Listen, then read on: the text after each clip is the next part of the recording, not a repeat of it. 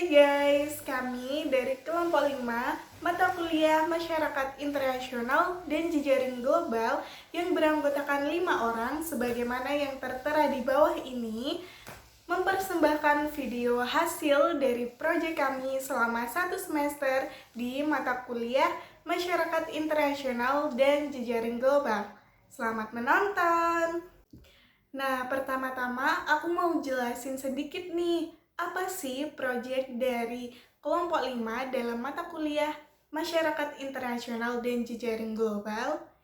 Nah, dalam proyek kali ini, kelompok kami mengusung tema tentang kampanye Stop Tindakan Bullying, di mana tindakan bullying merupakan salah satu tindakan yang sudah tidak asing lagi kita temui, baik di dunia nyata maupun di dunia maya, yang dilakukan secara fisik maupun secara verbal, yang mengakibatkan terganggunya kesehatan fisik dan kesehatan mental dari seseorang yang menjadi korban bullying itu sendiri. Nah, dalam proyek kali ini, dalam proyek yang diusung oleh kelompok kami tentang Stop Tindakan Bullying, memuat konten-konten yang berisikan tentang definisi bullying, contoh-contoh bullying, dampak bullying, penyebab bullying, dan hal-hal lain yang berkaitan dengan bullying itu sendiri. Yang mana konten-konten tersebut kami promosikan melalui platform media sosial Instagram dengan tujuan untuk mengedukasi para pengguna media sosial Instagram itu sendiri untuk bersama-sama mencegah tindakan bullying itu terjadi lagi. Selanjutnya ada pun taman kegiatan dalam melakukan social project kami, yaitu pada tanggal 16 sampai 22 Mei kami melakukan riset materi untuk konten melalui jurnal, makalah, website, dan buku-buku. Setelah melakukan riset materi dan menemukan materi, selanjutnya pada tanggal 23 hingga 28 Mei 2022 kami melakukan penyusunan dan proses editing konten. Selanjutnya setelah konten sudah selesai, pada tanggal 6 hingga 8 Juni 2022 kami melakukan proses pengunggahan konten di Instagram nobullying.id. Setelah konten sudah diunggah pada tanggal 10 hingga 22 Juni 2022, kami menyebarluaskan konten melalui Instagram masing-masing anggota untuk mendapatkan banyak tanggapan dari viewers kami. Di sini saya akan memberikan review atau tanggapan mengenai beberapa komentar yang ada di akun @nobullying.id. Komentar pertama dari akun Instagram @my_linda3733.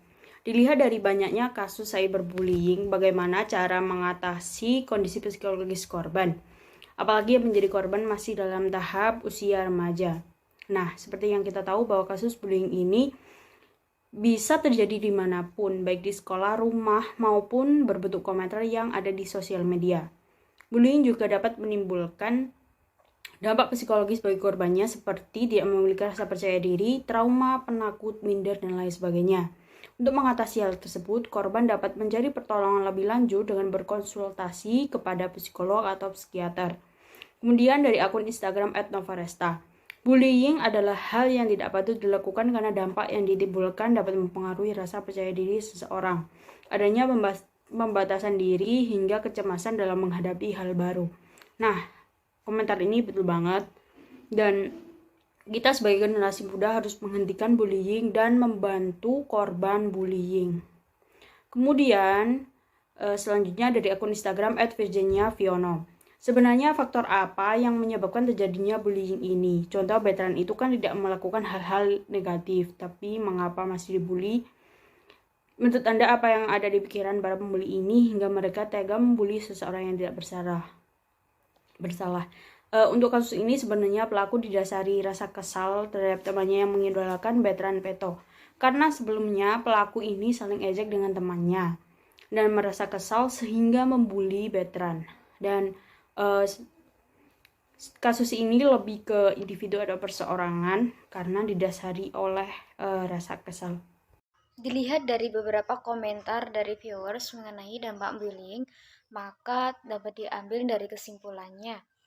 Bullying ini merupakan tindakan yang disengaja maupun tidak disengaja, tetapi dengan jelas menyebabkan ketidaknyamanan, penghinaan, kerugian, kejahatan, dan penderitaan bagi korban yang dapat menyebabkan lingkungan bekerja yang tidak menyenangkan, di mana korban sama sekali tidak menginginkan perlakuan tersebut. Jadi bullying juga merupakan bentuk tindakan atau perilaku negatif, agresif, seperti mengganggu, menyakiti, atau melecehkan yang dilakukan secara sadar maupun dengan tidak sengaja dengan cara berulang-ulang oleh seseorang atau sekelompok orang untuk menyebabkan ketidaksengajaan atau menyakiti orang lain secara berulang kali. Adapun dampak dari bullying yang lebih lanjut bisa juga menyebabkan trauma pada korban. Dari bullying ini pasti akan ada bekas luka dan tidak hanya bekas secara fisik maupun juga bisa secara psikis. Karena bullying tidak hanya dari kekerasan fisik, namun juga dari bahasa verbal.